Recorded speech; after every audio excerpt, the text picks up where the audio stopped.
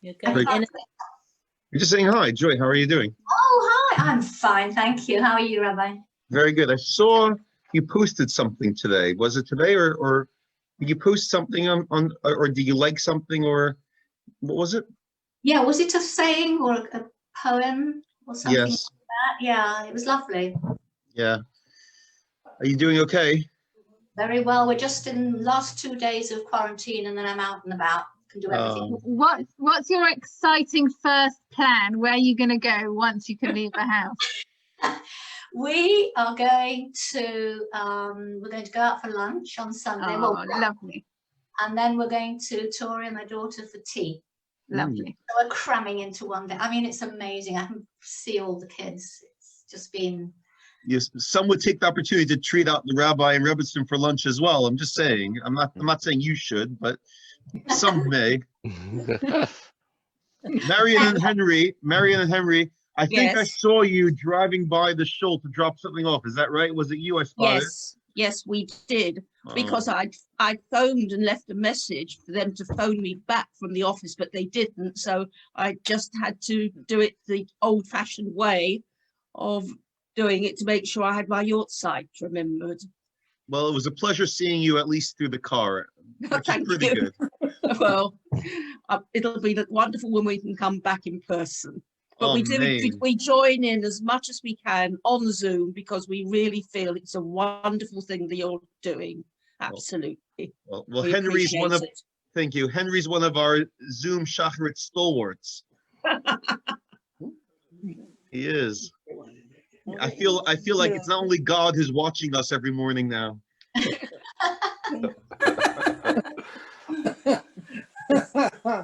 sure Shinko watching you. Carol, how are you? How are you doing, Carol? You're on mute. You're on mute. I can't hear you. There we go. Good, thank you. I hope everybody else is doing well. Oh, good. And I drove past your house. There was a big skip there yesterday. Oh. But it's all having some very exciting things going on in 8 Richfield Road. We cleared out a lot of rubbish from the garden.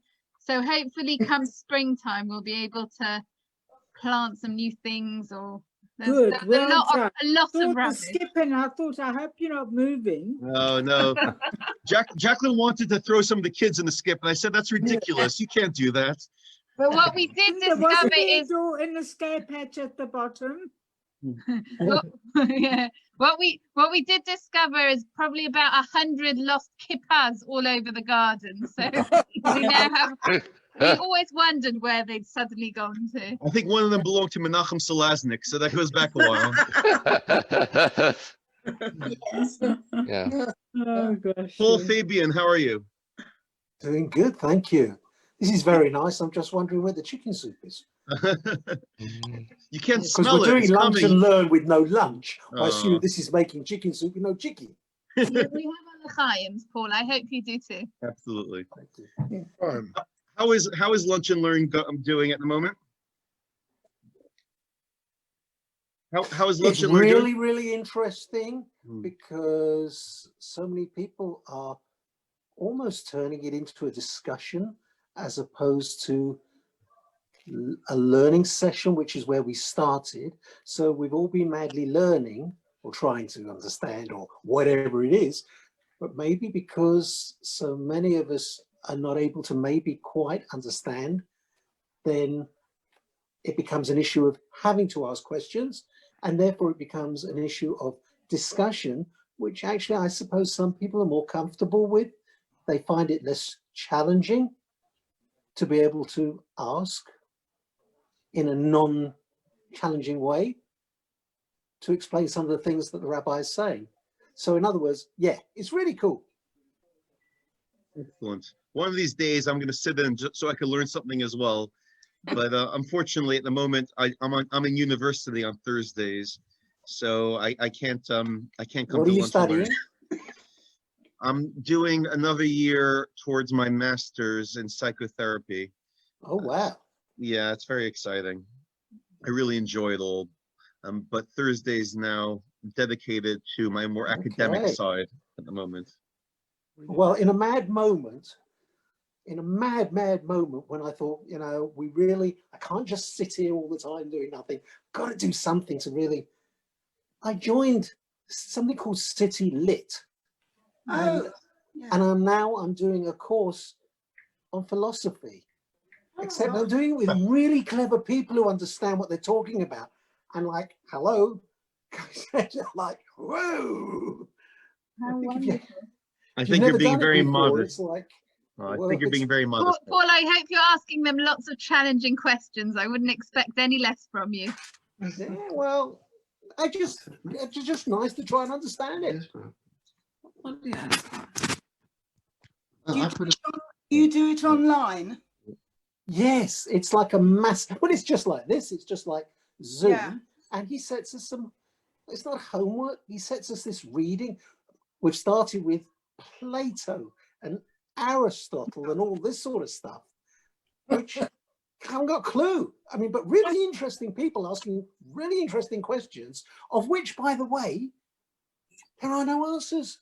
That's the funniest thing of the lot. Who knew? It's just asking loads of questions, of which there are absolutely, you can say anything you like, because you can't be wrong, because there are no right answers. Oh, and can absolutely. Hashem make a stone big enough that he can't pick up? I have no idea. But it's a different way of looking at life, isn't it? Mm. It makes you sort of think and question. Sandra, are you a philosopher? Sandra, are you a philosopher?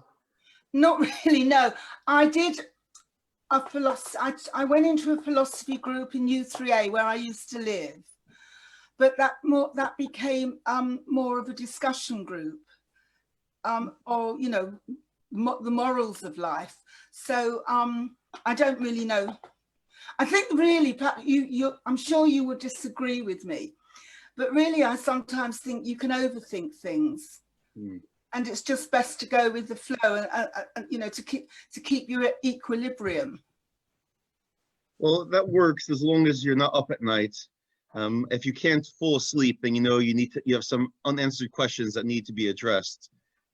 Well, that's what's happening to me at the moment, because obviously I'm in not a lockdown or semi-lockdown. I'm living on my own, and I'm talking to myself too much. That, you know, there's nobody to, so you end up overthinking everything. I'm finding personally, it's not so much the situation of COVID, but being on my own and facing it and having to deal with it on my own and not having anybody to sort of bounce off of, and finding that I'm sort of shouting at the television, and, you know, as you do, you know. We all do that. Well, you know, yeah, but what I mean is, sadly, I want to tell my husband something, and he's not there to talk to. So, you know, you just end up sort of talking to yourself, as it were. And I'm glad that you've come on to join us tonight. It's nice for us to all be, even if we can't be together in person, at least we can all be together for each other like this. Well, I've told the rabbi before, this has been an absolute lifeline for me. You know, and I really feel that I've done the right thing by leaving Northampton and coming back to London. We're so pleased you're here. I do not know what I would have done up there, you know, with I'd have been completely lost, I think. And I'm reconnecting with old friends as well, which is really nice. Friends that I was friendly with when we were girls. Lovely. So that's something, you know. Yeah, I feel, you know, I suppose perhaps I do belong down here after all. We think so. Miriam Graham, will you please share with us what you're actually knitting? We all want to know. If it's a scarf for me, green is my color. You have to unmute yourself, Miriam. Miriam, I can't hear you. I can't believe I just screamed it louder, as if that would help. You could knock on the screen, couldn't you? Right, let me she walked away. That's what she thinks of you. Well, I want to know if she started already to knit today. If I said this was a sleeve, would that fit you? I don't know. I'm very muscular arms. I don't know. Is that your style? What do you think? Age 1 to 2. Oh, lovely. Oh, very sweet. Very, very He will sweet. stretch. Thanks, Lauren. Thank you, Lawrence. If What- it's finished in time, it might be a Hanukkah present. If not, it'll be a birthday present. Oh, very, very nice. Lawrence and Stella, how you guys doing? We're doing okay. I still Okay. don't turn my back on her because you never know. But apart from that, we get on very well. I'm glad, Yes. I'm glad to hear. And we have Barbara and Simon on. How you guys doing? Hi, all good, All thank you. good, yeah. Oh, Yeah, lovely to see you guys. Yeah. fantastic. And we've got the whole Davis clan on different screens. Hello, but Dee. hello, Hayley and Martin and Josie. Lovely to see all of you. Good to see you guys. Hello, Lawrence. How are you? I'm very well indeed, thank you. Good. Have you had a good week? I've had a good week. I attended on Zoom an interesting talk on Monday evening about your history. It was the chap who had been the senior lawyer for the IRS, and he was talking about the history of the American tax system, which was actually quite fascinating. Okay. Lawrence, As long as it's not the recent political situation in America, that's fine. who's going to stay up Tuesday? Who's staying up all Tuesday to see the elections? Who we saw. Yeah, I'm fascinated by it. Yeah, you're gonna watch it. Yeah. Hey, I might watch some Yeah, of well, I've got nothing else to do. But no, I'm fascinated by elections. I always stay up. Oh. Yeah. Well, I'm gonna go to sleep like a baby, and when I say go to sleep like a baby, meaning waking up I knew crying what every you were hour. gonna say, crying, yeah. I mean, if I'm allowed to say so, I think it's a shame that the Democrats haven't got a stronger candidate. Yeah. Yeah. We just got on we've got a Feldman family WhatsApp group, and it Right. tends to just be like sharing pictures and just lovely messages. And someone posted a political video today, and we really cannot discuss politics because, you know, even our Ruvain is very opinionated on who should or shouldn't be voted for. And there's, yeah, we're not going to make any political statements on here, but we've also got quite strong opinions about it, which Yeah, no, the I- whole family agrees with, and it's really not something you can discuss anymore. No, I wasn't prepared to start a Yeah. heated debate. It's just a personal opinion. Yeah. It's been quite divisive, hasn't it? Yeah. Oh, yeah, that's a lawyer's understatement. Thank you very much, Richard. Welcome. Richard, you look like you've had a nice week this week. Had a very nice week, thank you. You got rid of Samuel. Well, we took him up there yesterday. We didn't get out the car, which is just as well because I think Birmingham's about to go into tier 3. So. So he's going literally straight into the chulent pot. I don't know. Yeah, something like that. Yeah, COVID something like that. But his house seems okay. They seem to be quite sensible. So I think he has a wonderful year. Claudia, how are you? I think you've had a good day today. I've had a very busy day today. Yeah, very busy, very interesting, bit manic, didn't get any work done. Maybe you could start us off, Claudia, maybe. Yeah, Claudia, and fill us in on what interesting things happened today. Yeah, nationally. Why not go that way? Sorry? Say again? Nationally, I said nationally. What's been going on nationally today? It's been a good day. Jeremy Corbyn's been suspended. We had Yeah, but not from the ceiling. We're recording here. Lawrence, we're lucky that we're on a closed Facebook page. Well, there's something wrong. If this is recorded, that's fine. But it isn't being recorded, is it? I don't care. No, it's the start of it's. I think it's a. I think we're starting. This is the start of, please God, things getting better. I think there's a long way to go, but it's got potential to really improve in the Labour Party. And I think Keir Starmer, although perhaps didn't speak out early enough, he's got bottle, and he's now doing what he should have done a while ago. Were you surprised? Were you surprised that that Corbyn was suspended today? Because they each the fact that the commission came out with the report, which was so damning, was one thing, but it wasn't automatic that therefore he would be suspended because of that until he started speaking. No, it was when he Absolutely. spoke out. Once he spoke out, Keir Starmer didn't really have an option. No, quite. What? Sorry, John's also speaking from the other room. Let's say what's All John right, the General Secretary who suspended him is the technical point. But once Corbyn spoke out and denied it, he had no option, and I think that's great. But they are, I mean, Twitter's very active tonight, and they all the Corbyn cronies are going to be appealing against it. Yeah. So it's be interesting to see what's going to happen. They're crowdfunding for his legal fees. No. I know they've been crowdfunding for Chris Williamson for ages. It's really funny. I actually read the report, all 160 pages. Yeah. That must have kept you busy. I stayed awake. I Kept stayed it awake. quiet. But it was fascinating. It was fascinating in its detail. And obviously, so if Corbyn had come out and just said, without saying the fact that it was a little matter, he would have still been in the Labour Party this evening. The fact that he said that there was like a conspiracy behind it and it was only a small matter, that was the anti-Semitic part. And so that's the interesting thing. And if you read the whole report, they go into such detail as to why there was a huge failing within the Labour Party in trying to cover up this anti-Semitism. It's really worth a read. Yeah. It is, Lawrence, but my concern, and I said this to Jacqueline earlier today, majority of people will not read that report.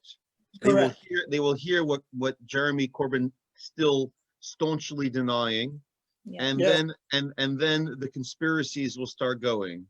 And maybe it's already starting, for all I know, where it's all Keir Starmer's new agenda of trying to get rid of the old guard for his own political purposes, and all the other you name your conspiracy, and it would apply. I think it's the Jews behind it.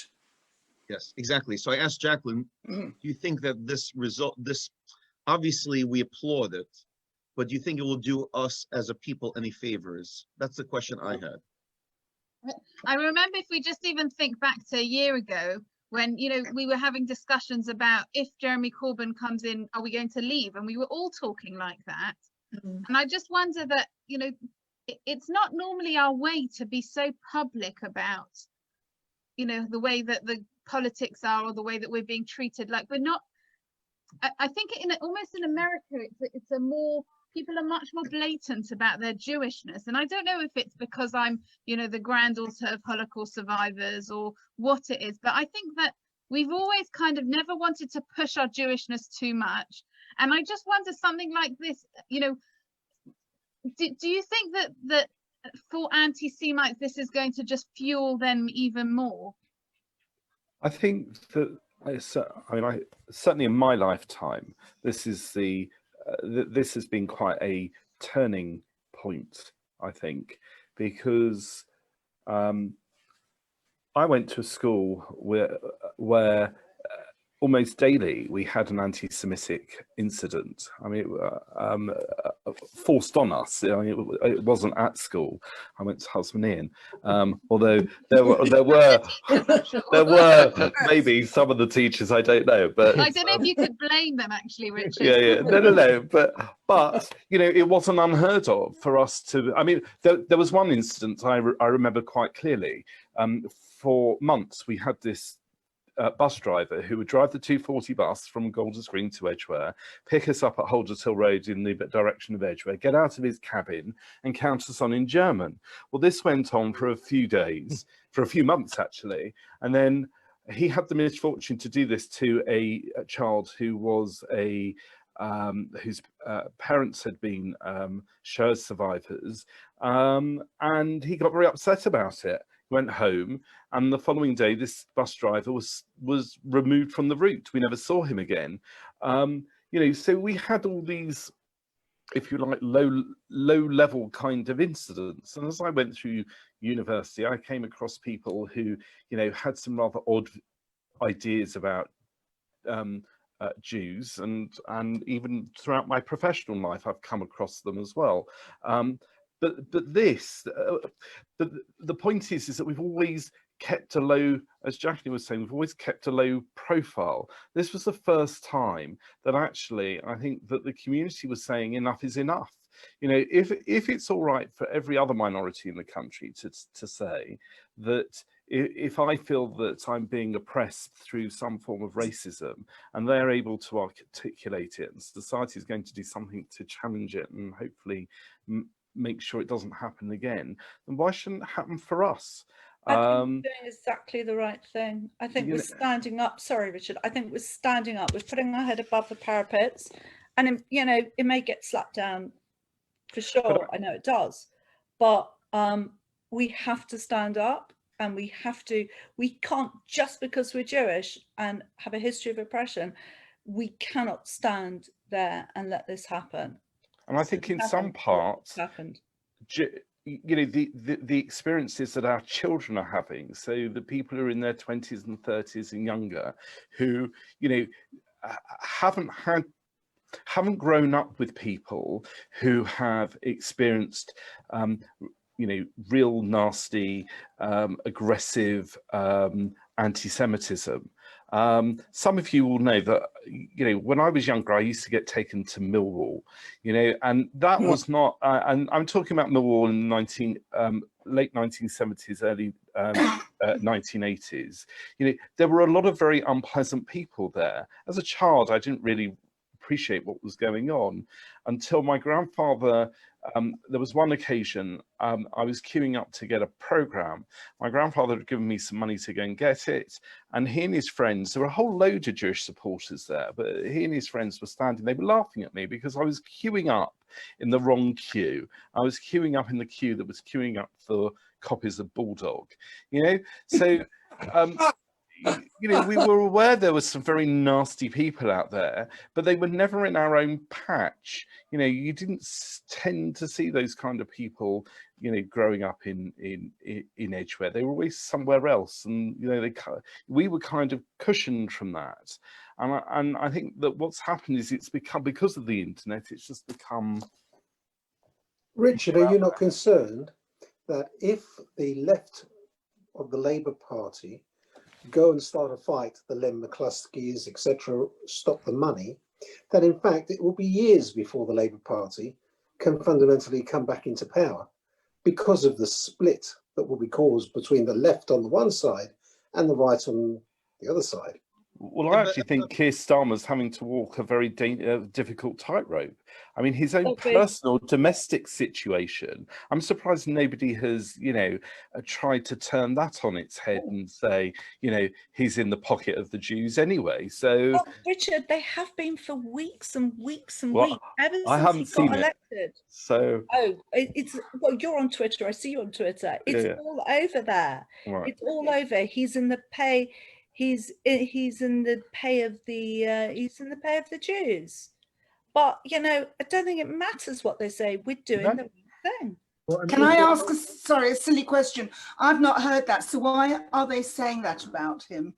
His wife's Jewish. Oh, I didn't realise that. But it's more that he's now out to fight anti-Semitism because he knows he has to do it if he wants to get back the Jewish vote. I think the major distinction for me, which was why I felt it was important to speak up, and why we have to applaud all those who sacrificed, the whistleblowers, those who experienced severe harassment and abuse in so many different ways, is because it's one thing to have to fight anti-Semitism from the outside. When it becomes institutionalized as part of a major party within the government, even if that's only elements of it, then it becomes something where there is actually a real threat to our safety in this country. And I'm so pleased, and really, I think we all have to be extraordinarily grateful for the report which has come out, which has been really conclusive, and please God, you know, this will be the beginning of a good new chapter in society and in the government and in, hopefully, please God, in politics as well. You know, we don't want any better treatment than anyone else. We just want to feel that we're safe and we have a right to be here and the right to have a voice and the right to regular protections that every other citizen of this country. I mean, as somebody that did live in the provinces with a very small Jewish community, it was quite interesting to see the misconceptions.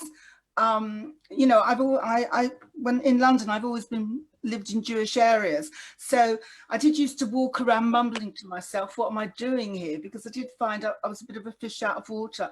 But there were people who knew very little about, didn't really know Jewish people. And all sorts of remarks were made over the years to the point where they didn't even realize they were being offensive and that they were upsetting me. Mm. You know, sometimes there wasn't even any apology. They just defended what they were saying to me. We're going to, first of all, I haven't had a chance to say hi to Leslie. So Leslie, how are you doing? Interrupted. Hi, thank you. Ian, are you there as well as the other side of the couch? Lovely to see you. Just wanted to say hi. I just want to end off. We've reached the 9:15, so we're our half an hour session. I would just like to say this: we're introduced in this week's Fedra of Lech Lecha to Avram, and Avram is known as Avram HaIvri. And what is Avram HaIvri? We normally mean Avram the Jew, but actually Ivri means someone who is on the other side. Me'iver HaNahar, on the other side of the river. So we describe Avram as one who is on the other side. Now, is that not in some ways a prophetic terminology to describe the Jewish people? What it means to be on the other side is in some ways to always be countercultural, to always question the societies that we've lived in, to always expect more, and to always demand the higher standard of how one should go about life, regardless of whether the society chooses to live that way. We always expect of ourselves and expect of those where we are to try to have the highest standard possible. It also means that there are chances that being on the other side means that you might not be popular. And Avram was not always the popular person in the area that he was in. But boy, did he leave a great legacy behind. So keeping our head down and just going with the flow is certainly the comfortable thing to do. I'm not sure we give Avram too much nachas if we did. So picking our heads up when it counts and demanding that the standards that the people are held to are the highest that they should be, for us included, has always been our way. And please God, it seems to be that has what's come through today. That the simple standards of dignity and decency everyone really should be should hold dear must be maintained. So on the anniversary of the introduction to Avram, I think this is a great time for this report to come out. And please God, we'll have a good tidings and good news for the week to come. We have tomorrow, an hour before Shabbat, our Shabbat greetings with Kabbalat Shabbat. We're going to be traveling to Welling Garden City this week. Taxes. Welling Garden City. Make sure you bring a sandwich with you. Or Hatfield as well. And what time? 3:15. 3:15. So it's getting earlier. Getting earlier. And on Sunday night, we're going to be visiting the women of the garden, the women of the ark, and the women of the tent. So it's going to be an interesting evening where we're going to be looking at some of the key women in the Torah readings at the moment. But just also to kind of continue on from Elchanan's message, I think that one of the things that's so important to us, and actually I'm very proud of them in like Richard, our boys are in Hasmonean, and this month for Black History Month, they've been really doing a lot of studying about different Black people, whether it was in science or geography or PE, like each subject has really been promoting that. And I think in the same way that we feel very proud that even people who aren't Jewish have stood up for us and protected us in a time when we needed it, please God, we should be able to do that for other people who are being prejudiced against or mistreated. And I think that's really continuing Avram's legacy as well. True leadership, even sometimes it's uncomfortable, but we really need to think about other minorities who are also struggling as well. Yeah, we have the story with Avram going down to rescue his nephew Lot. And if you look at the verse, when Avram hears about Lot, he's described as his brother, not Ben Achiv, which would be nephew, but rather Achiv, his brother. So he wasn't his brother. And we learn from this, regardless of whether you get on with someone, regardless of whether they do the things that you do, they still have to be our brother. And that really is a very strong message. We have to look at all people as one family, without any bias or prejudice. And that's certainly the lessons of Avram from this week's Sedra. And also great to have the conversation this evening. Wishing you all a good night. Hope your chicken soup is bubbling warmly. And see everyone, if not tomorrow, then wishing everyone a Shabbat Shalom. Shalom. Shabbat See you all soon. Shabbat Shalom.